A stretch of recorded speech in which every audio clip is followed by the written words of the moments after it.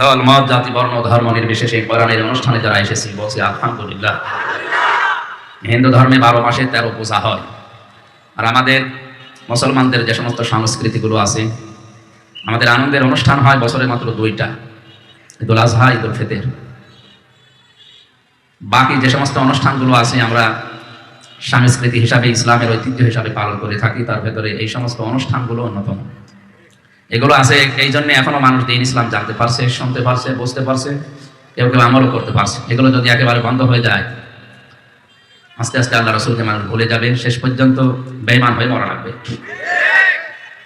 সুতরাং আয়োজনের সাথে যারা সম্পৃক্ত, বিশেষ করে যুব সমাজ, আল্লাহ রাব্বুল আলামিন যে মায়েদেরকে পেটে নিয়েছেন, মায়ের পেট যেন খাদিজাতুল কুবরার মতো বানিয়ে দেন। ইসলামে যত অনুষ্ঠান আছে সব আগে ত্যাগ করা লাগে, এরপরে ভোগ করা লাগে। ইসলাম বাদ দিয়ে পৃথিবীতে যত অনুষ্ঠান আছে, যত দিবস পালন করা হয়, সবগুলোতে আগে ভোগ, এরপরে ত্যাগ করলেও আছে, না করলেও সমস্যা। ঈদুল আজহা, ঈদুল ফিতর আমাদের সবচাইতে ধর্মীয় বড় অনুষ্ঠান। আপনি বলেন এই 2 ঈদে আপনি আগে খেয়ে আনন্দ করবেন, এটা জায়েজ নেই। ঈদুল আজহাতে আপনি আগে কোরবানি জবাই করেন, গোশত গরিবের বাড়িতে পাঠান, তারা খেয়ে আনন্দ করবে, হাসবে, তাদের হাসি দেখে আপনি আনন্দ করবেন, এটা ইসলাম নাকি? যদিও নিজের কোরবানি জবাই করে নিজের পরিবারস্থ লোক যদি বেশি থাকে, সব একা খাওয়াও জায়েজ আছে, অসুবিধা নেই। তারপরে ওটা সুন্নাত নিয়ম। কোরআনে সূরা হজের ভেতরে 3 ভাগ করার কথা আছে। ঈদুল ফিতরেও ঠিক এইভাবে আপনি একটা মাস রোজা রাখার পরে আনন্দ করবেন না, আগে সাদকা করেন, আগে ফিতর দেন। গরিব মানুষ সেমাই চিনি কিনবে, ওরা খাবে, হাসবে, ওদের হাসি দেখে আনন্দ দেখে এরপরে আপনি আনন্দ করবেন। মুসলমানদের যে অনুষ্ঠানগুলো, এগুলোতে আগে ত্যাগ, তারপরে ভোগ। কথা বলেন।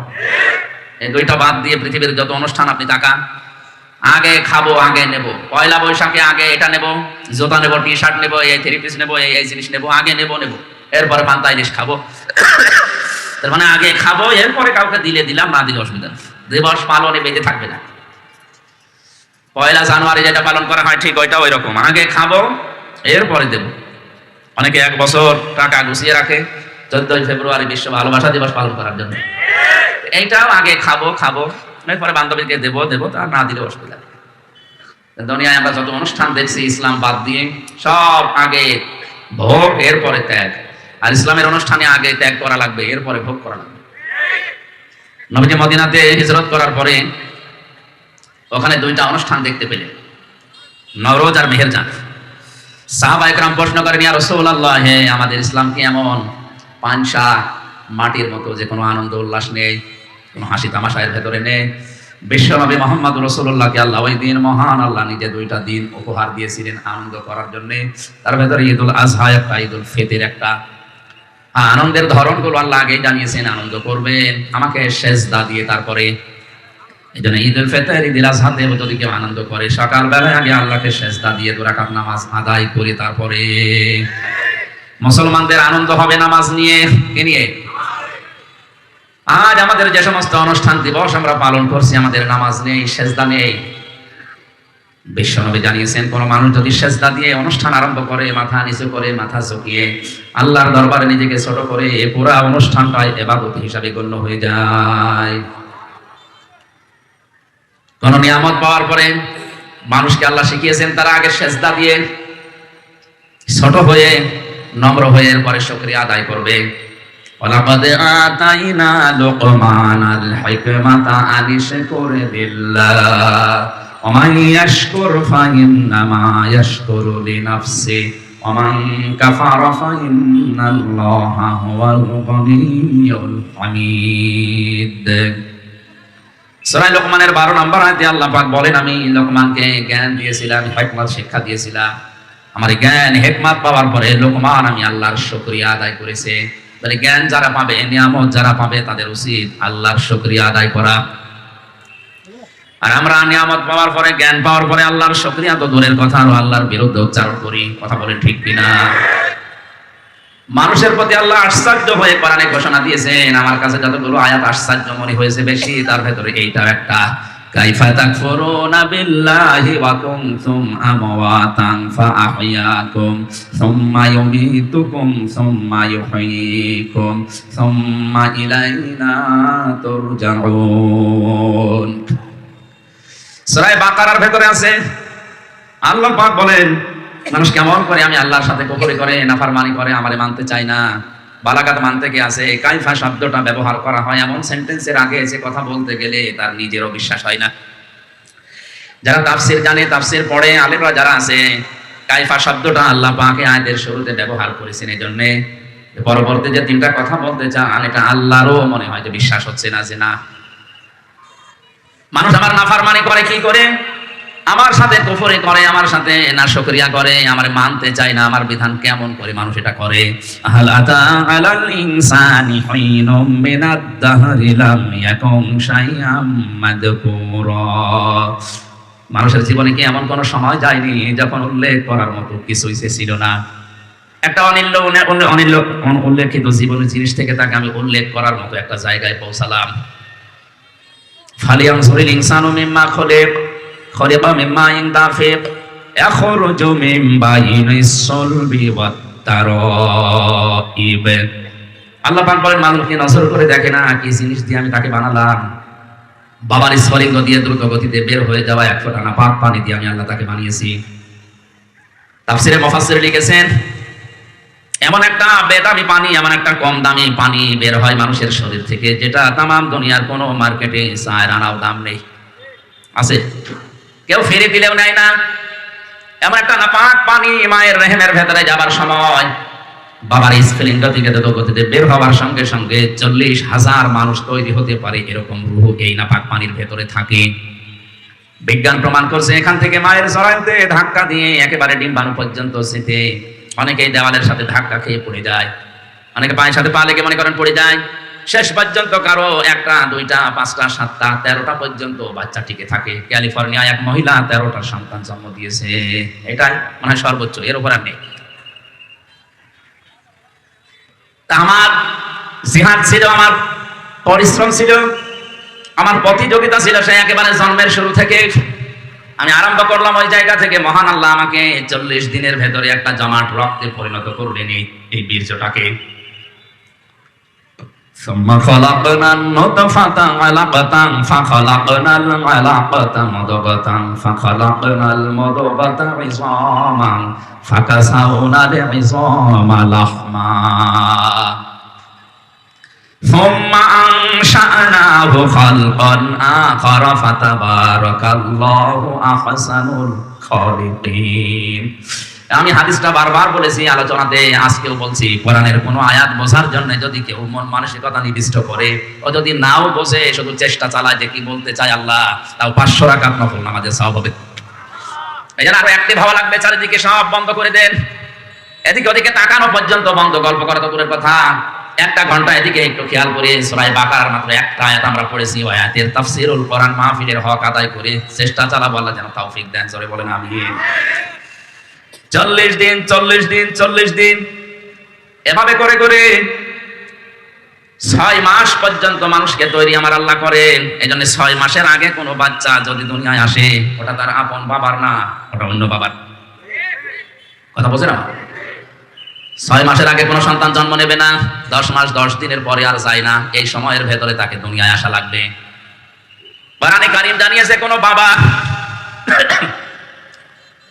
সন্তানের দুধের দায়িত্ব নেওয়া লাগবে বাবাকে। মা যদি দুধ সন্তানকে 2 বছর পান না করায় মায়ের গোনা হবে না, কারণ এই দায়িত্বটা, এই খরচটা যে করা লাগবে, এই শ্রমটা বাবা। ইউতিম্মার রাদা, এটা মুযাক্কার শব্দ। মা যদি দয়া করে পান করিয়ে দেয়, টাকা পয়সাও নেয় এর জন্য, এটা সে দয়া করলো। কথা আমি বোঝাতে পেরেছি? সন্তান হবার পরে দুধ পান করার দায়িত্ব কার? বাবা। কার? আমাদের দেশের মায়েরা মনে করেন এগুলো দয়া করে পান করিয়ে দেয়, টাকা পয়সা নেয় না, এটা বাবার প্রতি একটা ইহসান। ওয়াল ওয়ালিদাতু ইউরদিউনা আওলাদাহুন্না হাওলাইনি কামিলাইনি লিমান আরাদা আন ইউতিম্মার রাদা। সূরা বাকারা 2 নম্বর পারা 17 নম্বর পৃষ্ঠার 1ম নম্বর লাইনে 232 33 নম্বর আয়াতে আছে। আল্লাহ পাক বলেন আমি আদেশ করেছি এই পৃথিবীর যারা দায়িত্বে আছে, বিশেষ করে বাবা, তারা যেন তাদের সন্তানদেরকে 2 মাস পর্যন্ত দুধ পান করায়। তার মাকে দিয়ে হোক, ধাত্রী মাকে দিয়ে হোক, যাকে দিয়ে করাক। মায়েরা যারা এসেছেন, আমি সহ যত মানুষ এখানে আমাদের স্ত্রীরা আছে, সন্তানদেরকে 2 বছর পর্যন্ত দুধ পান করিয়ে দিচ্ছে, এটা আমাদের প্রতি একটা ইহসান। যদি আমরা এখানে কেউ স্ত্রীকে 2 বছর দুধ পান করানোর জন্য 50,000 টাকা দেইনি, দিয়েছেন? একটা শিশু জন্মের পর থেকে প্রতিদিন 8-9 বার করে দুধ পান করে মায়ের। বিজ্ঞান প্রমাণ করছে প্রতিবার যদি 1 পোয়া করে হয় তাহলে 8 থেকে 9 বারে প্রায় 2 কেজি করে একদিন 2 পাক পান মানুষ করে। এইটার ভেতরে আল্লাহ সব দিয়েছেন। এর ভেতরে পানি আছে, মিষ্টি আছে, এর ভেতরে ভিটামিন আছে, যা লাগে একটা মানুষের জীবন চালাতে সব এই দুধের ভেতরে। এজন্য বাইরের কোনো খাবার একাধারে 6 মাস যদি কোনো মানুষ নাও খায় কোনো অসুবিধা নেই। এমনও আছে দুনিয়ায় একটা মাত্র খাবার আছে যার নাম দুধ। এটা খেলে ভাতের খাবারের চাহিদাও পূরণ হয়, পানির চাহিদাও পূরণ হয়। এই জন্য সন্তান যদি জন্মের পরে মায়ের স্তনের দুধ বেশি করে পান করতে পারে তাহলে সে সুস্থ থাকে, হৃষ্টপুষ্ট হয়, এমনকি তার রোগ শোক কম হয়। এমন এখন আমাদের রোগ সারে না, শরীরে চলে না, কারণ মায়েরা এখন অধিকাংশ সন্তানদেরকে আর দুধ দিতে চায় না, ফিডার খাওয়ায় আর ডানো আনো। আমাদেরকে পাগল খেয়েছে, আমাদের বলে ডানো আর আমরা নিয়ে আসি। ডানোর ভেতরে যে সমস্ত জিনিসগুলো দিয়েছে তার অন্যতম এটা পশুর একটা কিছু মিশিয়ে দেয়। পশুর যে দুধ আছে, পশুর ওই দুধগুলো ডানোর ভেতরে মিশ্রিত আছে। আমার কথা নয়, পত্রিকা থেকে বলছি। এই কারণে আমরা অধিকাংশ মানুষ দেখি ডানো খেয়ে খেয়ে যারা বড় হয় চরিত্রগুলো পরবর্তীতে পশুর মতো হয়ে যায়। এটা বন্ধ করা দরকার। মায়েরা আপনারা একটা অনুগ্রহ স্বামীদের উপরে করছেন, এটা করে সন্তানকে দুধ পান করানো। এটা যদিও বাবার খরচে, আপনারও দায়িত্ব আছে, কারণ বাবাকে আল্লাহ এই মেশিন দেয়নি। এই মেশিন দিয়েছে কাকে? মাকে। আমি একটা কথা বোঝানোর জন্য আজটা পড়েছিলাম। 2 বছরে কত মাস হয়? 24। বলেন বলেন। এবার সূরা আহকাফ 15 নম্বর আয়াতে আছে ওয়াল ওয়ালিদাতু ওয়াসাইনাল ইনসানা বিওয়ালিদাইহি ইহসানা হামালাতুহু উম্মুহু কুরহা ওয়া ওয়াদাআতুহু কুরহা ওয়া হামলুহু ওয়া ফিসালুহু 30 শাহরা। আমি দুনিয়ার যত মানুষ আছে, এখানে শুধু মুসলমান না, পৃথিবীর 750 কোটি এখন মানুষ, সবাইকে আল্লাহ নির্দেশ দিচ্ছে তোমরা তোমাদের মা বাবার সাথে ভালো আচরণ করো। এটা ফরজ, নামাজ এবং রোজার মতো। মা বাবার সাথে ভালো আচরণ করা নফল না ফরজ? কেমন ফরজ? নামাজ পড়লা যেমন ফরজ, মায়ের সাথে বাবার সাথে হাসি মুখে কথা বলা ফরজ। কথা বলেন। কোরআনে কারিমে আল্লাহ পাক জানিয়েছেন ইম্মা ইয়াবলুগান্না ইনদাকাল কিবারা আহাদুহুমা আও কিলাহুমা ফালা তাকুল লাহুমা উফফিন ওয়ালা তানহারহুমা ওয়া কুল লাহুমা কাওলান কারীমা। তোমাদের মা বাবা একজন অথবা 2 জন যদি বার্ধক্য অবস্থায় পৌঁছে যায়, মাথায় ঝাঁকি দিয়ে বেয়াদবিমূলক কোনো কথা তাদের সামনে বলবা না। তুমি যদি আল্লাহ এবং কিয়ামতে বিশ্বাস করে থাকো, যদি নামাজ পড়ো আল্লাহর জন্য, মায়ের সাথে বাবার সাথে ভালো আচরণ করা লাগবে ওই আল্লাহর জন্য। নামাজ পড়ে রোজা রাখে কিন্তু মা বাবার সাথে আচরণ খারাপ, এ লোকটা জান্নাতে যেতে পারবে না। আরাফ নামক একটা দেওয়াল আছে, ওই দেওয়ালের উপরে বসে থাকবে। নবীজি হাদিসটা যখন বলছিলেন কিয়ামতে আরাফ নামক একটা প্রাচীর থাকবে, ওর উপরে কিছু মানুষকে আল্লাহ দাঁড় করাবে। ওরা জান্নাতেও যাবে না, জাহান্নামেও পড়বে না। সাহাবীরা বলেন হুজুর এরা জাহান্নামেও যাচ্ছে না, জান্নাতেও যাচ্ছে না, কাজ কি? আল্লাহর নবী বলেন এরা নামাজ রোজা হজ যাকাত সব করেছে, এমনকি ইসলাম প্রতিষ্ঠার জন্য আন্দোলনও করেছে। এই জন্য আল্লাহ তাদেরকে জাহান্নামে দিচ্ছে না, জান্নাতে দেয় না একটাই মাত্র কারণ এরা মা বাবার সাথে আচরণ ভালো করতো না। চট্টগ্রামবাসী নামাজ পড়েছে, রোজা রেখেছে, নফল দান সাদকা, এমনকি ইসলামী আন্দোলন করেছে, জিহাদ পর্যন্ত করেছে। এই লোকটাকে আল্লাহ জাহান্নামে দিচ্ছে না একটাই কারণ হাল আদুল্লুকুম আলা তিজারাতিন তুনজিকুম মিন আযাবিন আলীম। এমন একটা ব্যবসার কথা বলবো যেটা করলে জাহান্নামে যাওয়া লাগবে না। এজন্য ইসলামী আন্দোলন যারা করবে সফল যদি নাও হয়, ওরা জাহান্নামে যাওয়া লাগবে না। দলিল সূরা সফের এই 10, 11, 12 নম্বর আয়াত, তুমিনুনা বিল্লাহি ওয়া রাসূলিহি ওয়া তুজাহিদুনা ফি সাবিলিল্লাহ বিআমওয়ালিকুম ওয়া আনফুসিকুম যালিকুম খায়রুল লাকুম ইন কুনতুম তা'লামুন। আল্লাহ রাব্বুল আলামিন বলেন যারা আল্লাহ রাসূলকে বিশ্বাস করার পরে দাবি অনুযায়ী ভালো ভালো কাজের আঞ্জাম দেবে। এখানে ভালো কাজ বলতে যালিকুম খায়রুল লাকুম এর ব্যাখ্যায় আছে, এর আগের শব্দটা সবচাইতে ভালো কাজ, সেটা হচ্ছে তুজাহিদুনা ফি সাবিলিল্লাহি বিআমওয়ালিকুম ওয়া আনফুসিকুম। জান আর মাল দিয়ে আল্লাহর দ্বীনকে জমিনে প্রতিষ্ঠা করার জন্য যারা আন্দোলন করবে, চেষ্টা চালাবে, এইটাই আল্লাহর কাছে সবচাইতে ভালো কাজ। এদেরকে আল্লাহ জাহান্নামে দেবে না। আমি আবার ফতোয়া দিলাম, ইসলামী আন্দোলন দুনিয়াতে যারা করবে, ইসলাম প্রতিষ্ঠার জন্য যারা কাজ করবে, এদের অন্য পাপের জন্য যদি আল্লাহ শাস্তিও দিতে চান, জাহান্নামে দেবেন না, ওই প্রাচীরে রাখবেন, আরাফ নামক ওই প্রাচীরে দাঁড় করিয়ে রাখবেন। এদের জাহান্নাম, এদের জন্য হারাম, জাহান্নামে দেবে না। আমি আবার রিপিট করছি, ইসলাম প্রতিষ্ঠার জন্য পৃথিবীতে যারা আন্দোলন করবে, সংগ্রাম করবে, জান আর মাল দিয়ে, এদেরকে আল্লাহ দেবে না কোন জায়গায়? আরো জোরে বলেন।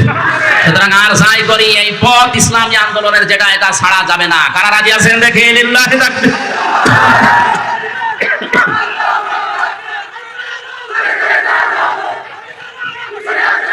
আলহামদুলিল্লাহ ভাই, আলহামদুলিল্লাহ। আমি আপনাকে বাঁচাতে চাই। আরাফ নামক এই প্রাচীরে যারা দাঁড়িয়ে আছে, এদেরকে জাহান্নামে দিচ্ছে না কেন? নবীজি বললেন এরা ইসলামী আন্দোলন করতো, জিহাদ করবে, এই কারণে দিচ্ছে।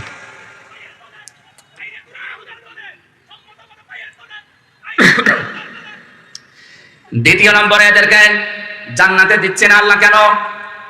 আল্লাহ নবী বলেন এদের সবগুলোই তো তোমরা শুনলে ভালো ছিল, কিন্তু মা বাবার সাথে এদের আচরণ ভালো ছিল না। চট্টগ্রামবাসী, এই কথাটা কত কঠিন। জাহান্নামে দিচ্ছে না ইসলামী আন্দোলন করার কারণে, আর জান্নাতে দিচ্ছে না মা বাবার সাথে আচরণ খারাপ করার কারণে। হাদিসের শেষে কিন্তু আর নবী বলেননি এদেরকে আল্লাহ জাহান্নামে দেবে না, জান্নাতে দেবে, বলেননি। ওই পর্যন্ত শেষ। এবার বলেন তো, এইরকম আচরণ করে যদি কপাল নিয়ে কেউ যায়, আর যদি আরাফ নামক ওই প্রাচীরে আবাদান থাকা লাগে, ওর চাইতে ও জান্নাতেও যেতে পারছে না, জাহান্নামেও যাবে না, কপাল পোড়া কেউ আছে। যেন এই দুইটা জায়গা খুব সেনসিটিভ, খুব খেয়াল রাখা লাগবে। দুইটা জায়গায় জায়েজ কোনো কাজে যেন মা বাবা নারাজ হয়ে না যায়। মায়ের কথা মতো বউ তালাক দেওয়া জায়েজ আছে না নেই? আমরা ফতোয়া দেব, বাবার কথা মতো জায়েজ। হ্যাঁ, বাসখালীবাসী মায়ের কথা মতো বউ তালাক দেওয়া জায়েজ নেই, যদিও তাদের সম্পর্কটা খারাপ। নবীজি কেন এটা বলেছেন? কারণ আল্লাহর নবীকে আল্লাহ জানিয়েছেন দুনিয়াতে যত ফেরেশতা মার্কা মানুষ হোক, বউ শাশুড়ির সম্পর্ক একেবারে মা মেয়ের মতো 100 ভাগ হয় না। শাশুড়ি সবসময় চিন্তা করে লোকের মেয়ে, বউমাও চিন্তা করে আপন মা না। এক গাছের ছাল অন্য গাছে ছড়া দিল। এই জন্য অধিকাংশ পরিবারে সন্তান বিয়ে করার পর থেকেই বইয়ের গোতাগুতিতে আলাদা হয়ে যায়। আমার আল্লাহর দিকে আমি তাকিয়ে বলছি, আমার মনে হয় যে সমস্ত বউর কারণে মাগুলো বাবাগুলো আলাদা করে দিচ্ছি, এই বোর কাছে যদি তার আপন মার বাবা 2 দিন 5 দিন না 10 বছরও থাকে, কোনোদিন স্বামীকে বলবে না যে আলাদা করে দাও, বলবে? আল্লাহ আমাদের মনের খবর আগে থেকে জানে, আমাদের আচরণ এই জন্যই জানিয়েছেন নবীজির মাধ্যমে যে মায়ের কথা মতো অন্তত বউকে তালাক দিতে পারবা না, হ্যাঁ বাবার কথা মতো পারবা। যদি বাবা দেখে যে বউমার চরিত্র উলট পালট, ইসলামের নিয়ম কানুন মেনে চলে না, ক্ষতি হয়ে যাচ্ছে ইসলামের, তখন যদি সন্তানকে বলে যে বাদ দেওয়া লাগবে, বাবার কথা মতো আল্লাহর বিধানের দিকে তাকিয়ে হলেও বাদ দেওয়া যায় যাচ্ছে। তাহলে এখান থেকে মাসলা বের হলো দুইটা, মায়ের কথা মতো যত খারাপই হোক বউ তালাক দেওয়া, বাবার কথা মতো জায়েজ আছে। হযরত ওমরের সন্তানকে হযরত ওমরের কথা মতো আব্দুল্লাহ তালাক দিয়েছিল। হযরত ইব্রাহিম আলাইহিস সালামের ইঙ্গিতে ইসমাঈল নবী আলাইহিস সালাম তার স্ত্রীকে তালাক দিয়েছিল। কথা বলেন না কেন? আমি কথা বলছিলাম মা বাবার সাথে আচরণ খারাপ করা ভালো করার বিষয়ে বলতে বলতে আল্লাহ শেষ পর্যন্ত এমনও জানালেন, কথা যদি বলতে যাও উঁচু গলায় মাথা উঁচু করে, কর্কশ ভাষায় তো বলবাই না, কথা বলতে চাইলে মাথা নিচু করে প্রেসিডেন্টের সামনে, প্রধানমন্ত্রীর সামনে দাঁড়িয়ে যেভাবে নরম সরে বলো, ঠিক ওই কায়দায় বলো। আল্লাহ তা কায়দা শিখিয়েছেন। দেখেন তো পরের আয়াতে, ওয়াখফিদ লাহুমা জানাহায-যুল্লি মিনার রাহমা ওয়া কুর রাব্বিরহামহুমা কামা রাব্বায়ানি সাগীরা। জবান করে এই ময়দানে আল্লাহ শেখানো দোয়াটা একবার পড়েন, রব্বিরহামহুমা কামা। ওয়াখফিদ, আলেমদেরকে বলছি এবার, আল্লাহ বলেন খফজন শব্দের শাব্দিক অর্থ কিন্তু ডাউন করা, শুধু ডাউন না, খফজন মানে ডাউন করার পরে ফল করে দেওয়া। আল্লাহ বলেন ডাউন করবা, এরপরে ফল করবা। কি? জানাহায-যুল্লি, বিনয়ের ডানা। কিসের ডানা? মানুষের ডানা হয়? হ্যাঁ, না না, ডানা হয় না। মানুষের তো হাত, মানুষের ডানা নেই। আল্লাহ ডানা ধার করে এনে এই জায়গায় লাগিয়েছেন। বালাগাত মান থেকে একটা চ্যাপ্টার আছে, আল্লাহ কেন ডানা ধার করে নিয়ে এসে আমাদেরকে দিলেন। আমাদের তো বাহু আছে, বাহু বল, আমাদের হাত আছে। ইয়াদুন শব্দটার মানে হাত, আল্লাহ ইয়াদুন মনে হয় জানি না, আল্লাহ জানাহুন দিয়েছেন। ডানা শব্দ এই জন্য দিলেন কারণ ডানার ভেতরে পর থাকে, এটা মোলায়েম, সফট, নরম, কোমল, এটা আরামদায়ক।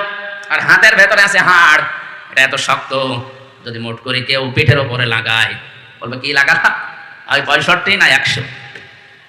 এর ভেতরে যেহেতু নরম কিছু নেই, আপনার আচরণ যেন সফট হয়, কোমল হয়, আল্লাহ এটা বোঝাতে পাখির ডানা ধার করে আমাদেরকে শুধু দেননি। আল্লাহ বলেন খফজন করবে তোর এই ডানা, একেবারে ডাউন করার পরে শুধু সাট করে রাখবে না, হেলিকপ্টারের ডানার মতো, এরোপ্লেনের ডানার মতো এরকম সোজা করে রাখলে হবে না। জানা হাজুল্লি মিনার রহমা, আল্লাহ হেলিকপ্টার এরোপ্লেনের কাছ থেকে ডানা নিয়েছেন পাখির কাছ থেকে। ওদের কাছ থেকে নিলে আল্লাহ সমস্যা কি ছিল? সমস্যা ছিল এরোপ্লেনের ডানা ডাউন হয়, ফল হয় না, ফল হলে উড়ে। আর পাখির ডানা ডাউন করার পরে ফল করলে উড়ে যেতে পারে। আর এর ডানার ভেতরে এমন নরম নরম পর আছে, পাখা আছে, এত সফট এটা, কমল এটা, এত আরামদায়ক। সিল যখন সোমারে মা পাখিটা আস্তে করে নিজের ডানাটা বিছিয়ে দিয়ে ফল করে দেয়, বাচ্চারা ওর নিচে একটা কিচির মিচির আওয়াজ করে, এটা অনির্বচন সুখ অনুভব করে। আল্লাহ দুনিয়ার মানুষকে উদাহরণটা দিয়ে বোঝাতে চাইছেন, পৃথিবীর মানুষেরা, তোমার মা বাবা শেষ বয়সে এসে যখন তোমার আন্ডারে আসবে, তোমার এই ডানার নিচে থাকার পরে যেন মনে করে যে আমার হামজা থাকতে আমার আর অসুবিধা নেই। কথা বলেন না, এরকম মনে করতে পারছে? বলেন বলেন না, এরকম মনে করতে পারছে না। সেই পরিবেশ নেই আজ কাদের কারণে? আমি যতগুলো কারণ পেয়েছি তার অন্যতম কারণ হচ্ছে অধিকাংশ বাড়িতে তার বউ না, এলাকায় নেই। আরে বউকে বারবার কান পড়া দেয় এর বড় মা আর ওর বড় বোন আর ওর আশপাশের ভাবি যারা আছে তারা, বলে আর কতদিন থাকবা, আলাদা হও, আরামে খেতে পারবা। এরকম কার কার বউকে দেয় একটু হাত তোলেন তো। ও, এই হাদিস মনে হয় এই এলাকায় বলা ঠিক হলো না, এটা আমাদের কুষ্টিয়ায় আছে। সম্মানিতা মা বোনেরা, কোন প্যান্ডেলে আছেন আমি জানি না, একটা স্বামীও হাত তোলেনি। আপনাদের চরিত্র কত ভালো, এরা হাত না তোলার পেছনে কারণ আছে দুইটা। এক নম্বরে যদি কেউ হাত তোলে ক্যামেরা হচ্ছে, ও বাড়ি গিয়ে ইউটিউবে দেবে আমার লোক হাত তুলেছে, আপনার হাত বন্ধ করে দেবে। দ্বিতীয় নাম্বারটা আমি বললাম না। দেখেন, যারা হাজুল্লি মিনার রহমা দেওয়ার পরে আল্লাহ রাব্বুল আলামিন এই দোয়াটা মানুষকে শিখিয়েছেন যে এই দোয়া করো, রব্বির হামহুমা কামা রব্বায়ানি সগীরা। ইয়া আল্লাহ, মা বাবা ছোটবেলায় আমার প্রতি যে স্নেহ, যে দয়া, যে মায়া, যে রহমত দেখিয়েছে, আল্লাহ মেহেরবানি করে তুমি তাদের উপর ওইরকম দয়া, রহমত, মায়া, মহব্বত ঢেলে দাও। এমনকি কবরে যদি যায় তাদেরকে তুমি ওইরকম ভাবে দেখাশোনা করো যেভাবে ছোটবেলা আমাকে দেখাশোনা করেছিল। একটা সন্তান প্রতিপালন করা কত কঠিন, আমার এই ছোট মেয়েটা নিয়ে আমি এখন টের পাচ্ছে। একটা জিনিস 5 বার বললেও বোঝে না। আমার মাঝে মনে হয় যে ঠিক ছোটবেলায় আমি মনে হয় এরকম তেড়া ছিলাম। ওর মা আমারে বলে মাঝে মাঝে যে তুমি এরকম তেড়া ছিলে ছোটবেলায়, এই কারণে তোমার এটা। আমার ভাইরা, আমার কথা বোঝানোর বিষয় ছিল মা বাবার প্রতি ভালো ব্যবহার করা, ইহসান করার কথা আল্লাহ বলার পরেই জানিয়েছেন কেন করবা জানো? কারণ তোমার এই মা তোমাকে পেটে বহন করেছে কষ্টের পরে কষ্ট সহ্য করে, এবং দুধ পান করিয়েছে 30 মাস। সব মিলে বলেন আল্লাহ কিন্তু সালাসোনা সাহারা দিয়েছেন, ওয়া হামলুহু ওয়া ফিসালুহু, এই যে মাঝখানে ওয়া দিয়ে জানিয়েছেন তোমাকে দুধ পান করানো আর তোমাকে পেটে রাখা, সব মিলে 30 মাস। আমরা এর আগে জেনেছি দুধ পান করানো লাগে কয় মাস? 24। বলেন না কেন? 30 এর ভেতরে 24 মাস গেলে কত থাকে?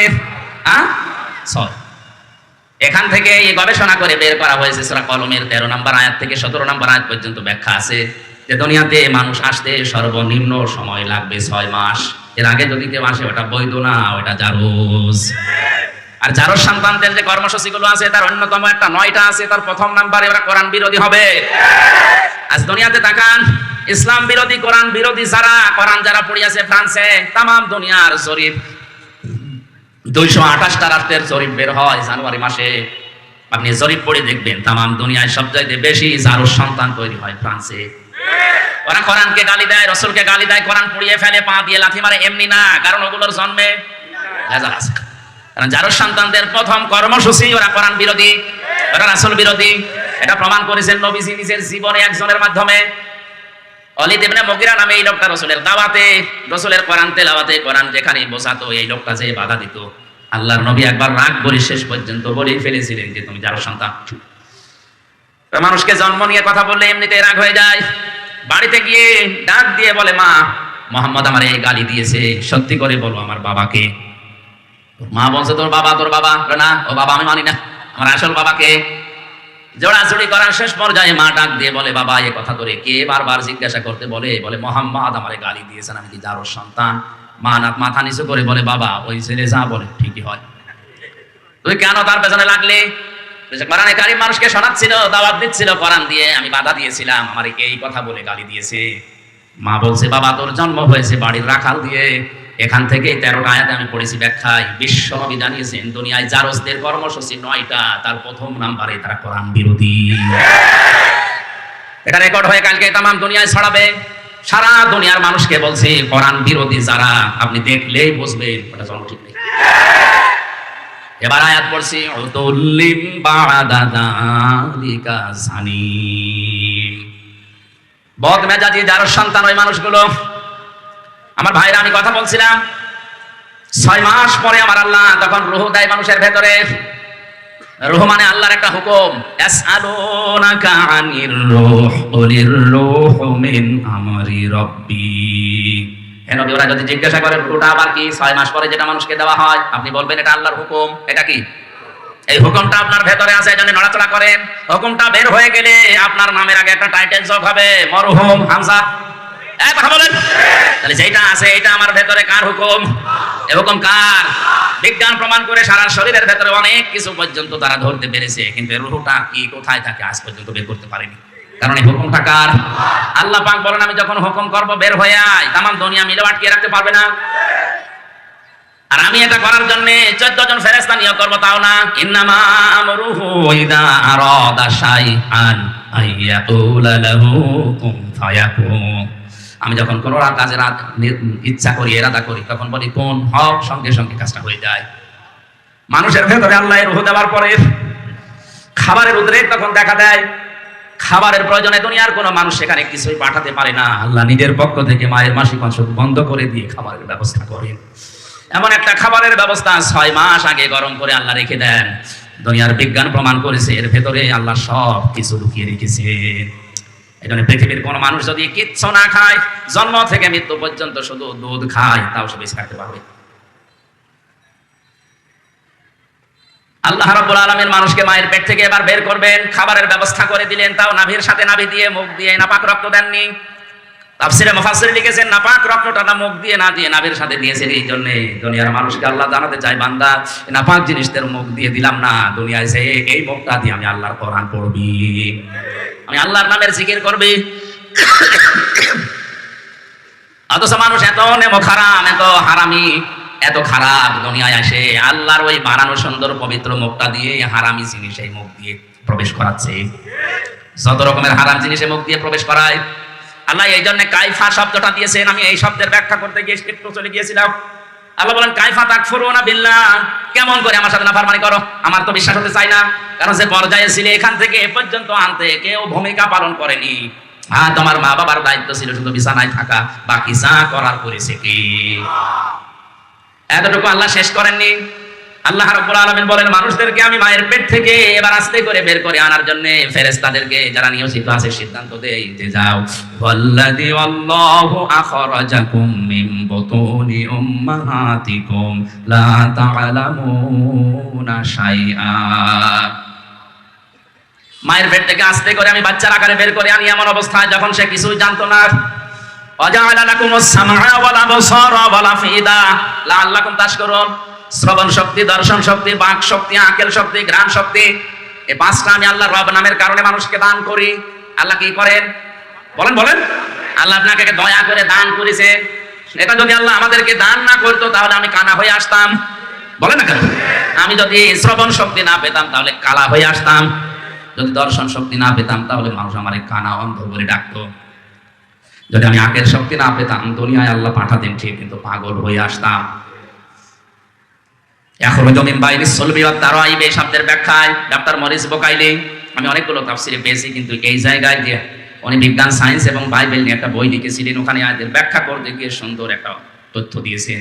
লিখেছেন মায়ের নাপাক পানির ভেতরে বাবার নাপাক পানি প্রবেশ করে আমার আল্লাহ 8টা জিনিস বানান। চুল, রগ, হাড় আর পর্দা, রক্ত, গোশত, চর্বি আর চামড়া। মায়ের ওই নাপাক জিনিস বাবার ওই নাপাক জিনিস দিয়ে 8টা জিনিস হয়। বিজ্ঞান এখন জানিয়েছে মানুষ তৈরি করার জন্য কমপক্ষে 13টা উপাদান লাগবে। কয়টা? মার বাবা দিয়েছিল 8টা, ওইটাও আল্লাহ বানিয়েছে।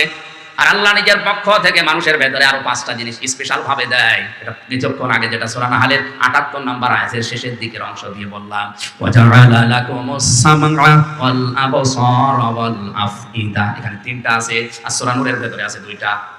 এই 8, 5, 13টা জিনিস যখন এক হয়ে যায় ফেরেশতারা জিজ্ঞাসা করে রব্বুল আলামিন, এটাকে কি আমরা এখন ছেলে বানাবো না মেয়ে বানাবো?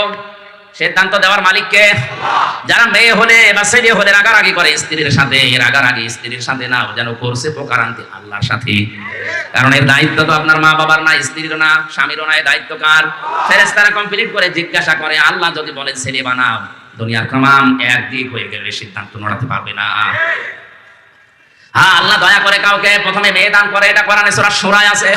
ইয়াখলুকু মা ইয়াশা ইয়াহাবু লিমান ইয়াশাউ ইনাসা ওয়া ইয়াহাবু লিমান ইয়াশাউ যুকুর আও ইউযাওবিজুহুম যুকরানা ওয়া ইনাসা ওয়া ইয়াজআলু মান ইয়াশাউ আকিমা ইন্নাহু আলীমুন কাদির। তিনি সৃষ্টি করেন, কাউকে মেয়ে দেন, কাউকে ছেলে দেন। আগে কার কথা? আরো জোরে বলেন। মেয়ের নাম আল্লাহ আগে দিয়েছেন। এই জন্য আয়াতের তাফসিরে বিশ্বনবী মুহাম্মদ রাসূলুল্লাহ নিজেই যাচ্ছেন, রুহুল মানিতে আছে আল্লাহ মেয়ের নাম দিয়ে আরম্ভ করেছেন। এই কারণে আল্লাহ মেয়ের প্রতি বেশি খুশি। কারণ যে ঘরে একটা মেয়ে আসে, নবীজি বলেন ওই ঘরে একটা জান্নাত আল্লাহ পাঠায়। ওর উপরে যদি 4টা দায়িত্ব তার মা আর বাবা গার্জিয়ান পালন করে, কিয়ামতের দিন আমি নবী গ্যারান্টি দিচ্ছি, সবাই যখন বিছানায় থাকবে, এই মেয়ের প্রতি 4টা দায়িত্ব পালনকারী মা বাবা আর গার্জিয়ান আমি নবীর সাথে ভাবে পাশাপাশি থাকবে। মা বাবা আর গার্জিয়ান যারা আছেন, 4টা কাজের প্রথম নাম্বারে তার সুন্দর নাম রাখা। কি না বলেন? বলেন। একটা অর্থবোধক নাম রাখতে হবে। আপনাদেরকে আমি বলছি, অনেকে স্বামীর সাথে নাম জুড়ে নিজের নাম লেখে না, এটা জায়েজ না। আপনি নাম লিখবেন বাবার নামের সাথে, কারণ স্বামী আজ আছে কাল নেই। কথা বলেন। আজকে যদি আপনার স্বামী তালাক দিয়ে দেয়, কালকে ওর সাথে দেখা করা কি? কথা বলেন। আপনার বাবার সাথে তালাক হবে? হবে না। এই জন্য মায়ের নাম, ছেলের নাম, মেয়ের নাম বাবার সাথে মিলিয়ে রাখা দরকার। কারণ কিয়ামতের দিন আল্লাহ বাবার নামের সাথে মিলিয়ে আপনাকে ডাক দেবে। উদউহুম লিআবাইহিম, তাদেরকে আমি ডাক দেব তাদের বাবার নামে। এই জন্য আমার নাম আমির হামজা, আমার বাবার নাম রিয়াজ, হামজা বিন রিয়াজ, রিয়াজের ছেলে হামজা। আমার মেয়ের নাম মাওয়া, ও যদি নাম লিখতে চাই এভাবে লিখতে পারবে, মাওয়া বিনতে হামজা, হামজার মেয়ে মাওয়া। কথা বুঝতেছে? এখন স্বামীর নামের সাথে যদি মিলিয়ে কেউ লেখে, আমার স্ত্রীর নাম মনে করেন তানিয়া, আমার নাম আমির হামজা, ও তানিয়া আমির লিখে দিল। 2 দিন পরে যদি ওর সাথে আমার তালাক হয়ে যায়, ওর মুখ দেখায় তো আমার জায়েজ নেই। কিন্তু আমার মেয়ে মাওয়া আর ফারিহা, একেবারে মরণ পর্যন্ত ওদের সাথে সম্পর্ক কোনোদিন কাট হওয়ার সম্ভাবনা আছে। আশা করছি মাসলাটা বুঝেছেন। এখন থেকে বাবার নামের সাথে মিলিয়ে দেবেন, স্বামীর নামের সাথে না। মেয়ে যে ঘরে আসে, সুন্দর একটা অর্থবোধক নাম তার রাখা দরকার। কিয়ামতে আল্লাহ যদি মানুষকে মাফ করতে গিয়ে একেবারে কিছু না পায়, একটা নাম যদি পায় সুন্দর ইসলামী নামের ওসিলাতে হলেও আমার আল্লাহ শেষ পর্যন্ত মাফ করে দেবে। একটা হাদিসে পড়েছিলাম, কিয়ামতে আল্লাহ বিচারের ময়দানে ডাক দেবেন মারিয়াম, হাজার হাজার মরিয়ম দাঁড়িয়ে যাবে। রব্বুল আলামিন বলেন, আমি তো এত মরিয়ম চাইনি, আমি চেয়েছি ঈসা নবীর মা মরিয়মকে। মরিয়ম নামের মেয়েরা ডাক দিয়ে বলে, রব্বুল আলামিন তুমি তো বলো নাই ঈসা বিনতে মারিয়াম কই, ঈসা নবীর মা মরিয়ম কোথায়, কথা তো বলে ডাক দাওনি। মরিয়ম বলে, যখন ডাক দিয়েছো দুনিয়ার বিধান তোমার মানিনি, আজকে তোমার আদেশ শোনার পরে সঙ্গে সঙ্গে লাব্বাইক বলেছি। আল্লাহ পাক বলেন, আমার ঈসা নবীর মা মরিয়মের সাথে তোমরাও যাও আমার জান্নাতে। এমন নাম যদি রাখেন যে নাম শুনলে কুকুরেও হাসে। একজনের নাম শুনেছিলাম কুকু, কিনা কুকু। খালেদা জিয়ার দ্বিতীয় ছেলের নাম কি? কো কো। কয়কার বাদ দিয়ে যদি শুধুমাত্র হর্ষকার দিয়ে দেন, এই কো কো, ওর দাদি যদি ডাক দেয়, যার দাঁত নেই, কি বলে ডাকবে? কুকুর। বলবে কুকুর পানি নিয়ে আয়। বিশ্ববিদ্যালয়ে থাকাকালীন আমার এক স্যার গল্প বলছিলেন, এক লোকের নাম ছিল ফ্যান সাটা। লোকজন গরিব মানুষ তাই জন্য ওই নামেই তারে ডাকে। ধনী হয়ে গেছে লোকটা, এখন টাকা পয়সার মালিক, চিন্তা করছে আমার এত কিছু হয়েছে কিন্তু নামটা হবে না। এলাকার মেম্বার চেয়ারম্যান মানুষদেরকে ডাক দিয়ে গরু জবাই করে খাওয়িয়েছে। বলছে আমার নামের পরিবর্তন করবো আজকে। পোস্টার তো ছাপিয়েছে, পোস্টার এবার উদ্বোধন করবে চেয়ারম্যানকে দিয়ে। চেয়ারম্যান মাইক হাতে নিয়ে বলছে, ভাইরা আমার, বোনেরা আমার, লোকটা এতদিন গরিব ছিল, এই জন্য নামে সমস্যা ছিল না, কারণ গরিব মানুষের নাম হলেও হয়, না হলেও অসুবিধা নেই। আজকের টাকা পয়সা অর্থ সম্পদ সম্মানিত মানুষ আল্লাহ তাকে বানিয়েছে, আজকে নামের পরিবর্তন করতে চাই। আপনাদের সবাইকে খাওয়াইছে, আমিও খেলাম, আজকে থেকে ওর নাম আমি পাল্টিয়ে দিলাম। ওর নাম এখন থেকে ফ্যানসাটা নয়, নাম হবে মধুসাটা। লোকটা মাইক হাতে নিয়ে বলছে, ভাইরা আমার গরু ছাগলও গেল, এলাকার মানুষ আমার বাড়িতে দাওয়াতও খেলো, আমার নামেরও পরিবর্তন হইলো, কিন্তু নাম থেকে ওই চাটাটা আর গেল না। আগে ছিলাম ফ্যান চাটা, এখন কি চাটা? এই জন্য আপনারা যারা গার্জিয়ান আছেন, মা বাবা বড় ভাই, তারা সন্তানের নামটা রাখবেন এমন ভাবে অন্তত নামের প্রভাব যেন তার কর্মজীবনে পাওয়া যায়।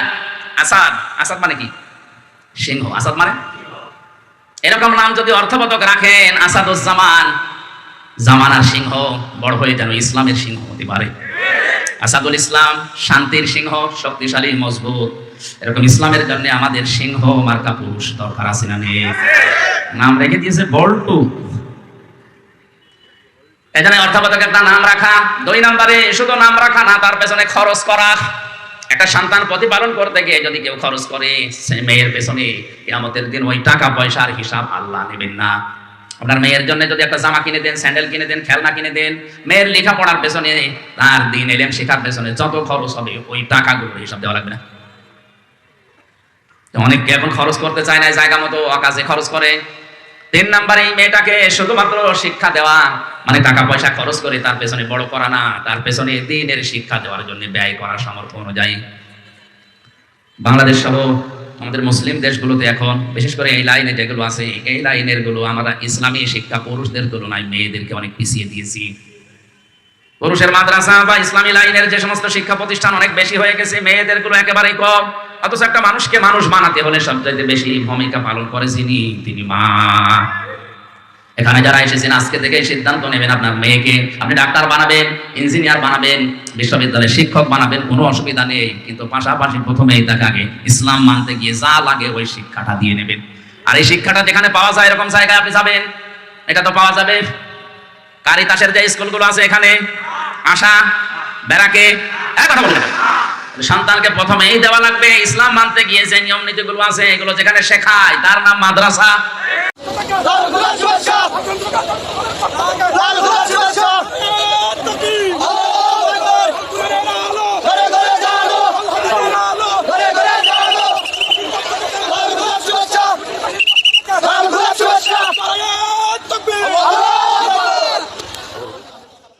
বাংলাদেশের ঐতিহ্যবাহী জেলা চট্টগ্রাম বাঁশখালী থানার অন্তর্গত পৈছড়ি প্রেমবাজার সংলগ্ন পশ্চিম পার্শ্বে 7ম বাৎসরিক ঐতিহাসিক তাফসিরুল কোরআন মাহফিলের স্বনামধন্য সভাপতি